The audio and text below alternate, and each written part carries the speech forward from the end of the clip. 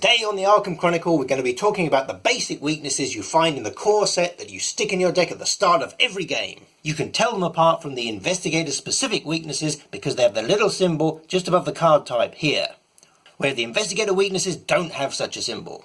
The last part of the deck building process is for you to choose a weakness at random and place it into your deck.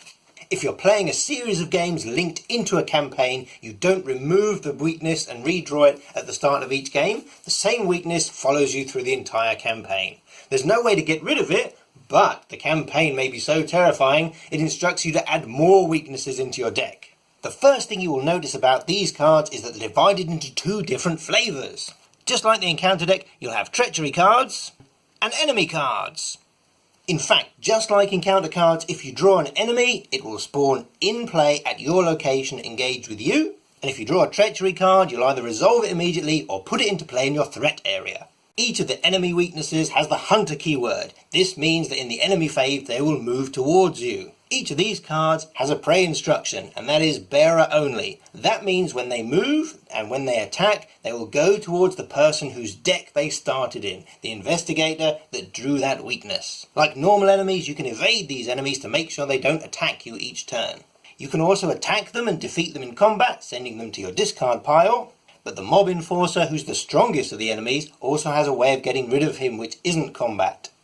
This arrow here means that you can spend one of your actions on your turn and pay 4 resources. Parlay, discard, Mob Enforcer. After paying 4 resources, you can pop him in your discard pile, no combat necessary. You don't suffer an attack of opportunity if you do this because he has the Parlay keyword in bold. The text on the next card says, while Stubborn Detective is at your location, treat your Investigator as if his or her printed text box is blank. What does that mean? Well, this is your printed text box here. That ability means that you can't use your special Investigator ability or your Elder Sign ability. Pretend your Investigator card looks like this. It's only active whilst you're at the same location as the detective, but it's still in effect if he's exhausted.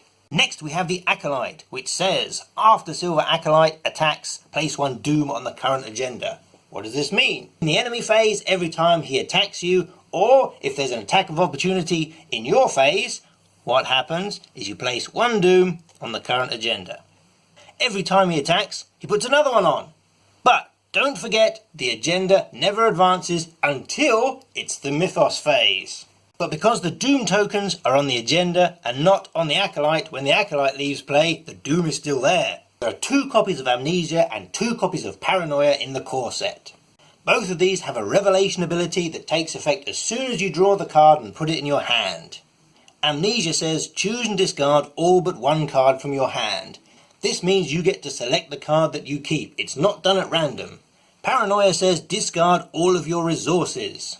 If you drew Paranoia in the upkeep phase, don't forget that you draw cards and then gain resources. So you lose all of your resources but gain 1 back. Once you perform the revelation ability, the card goes to your discard pile. Haunted works slightly differently. Its revelation ability is you put it into play in your threat area. Whilst it's in your threat area, you must treat each of your Investigator's skills as if it were 1 lower. This means that Roland's stats would read 2, 2, 3 and 1.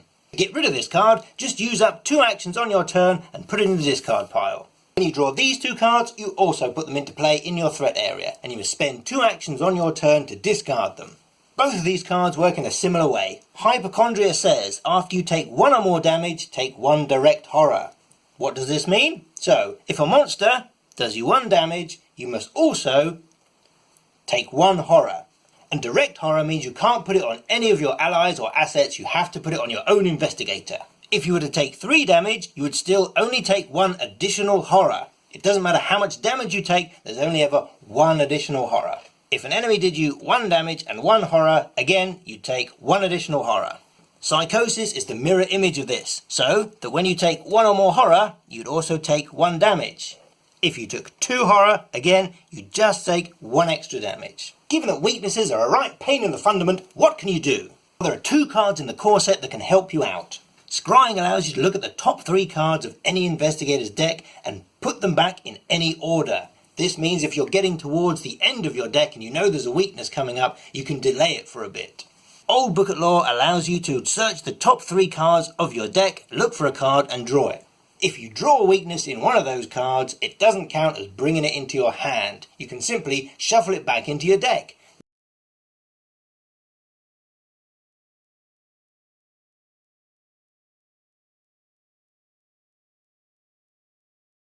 3, 2, 1. The Stubborn Detective says, while Stubborn Detective...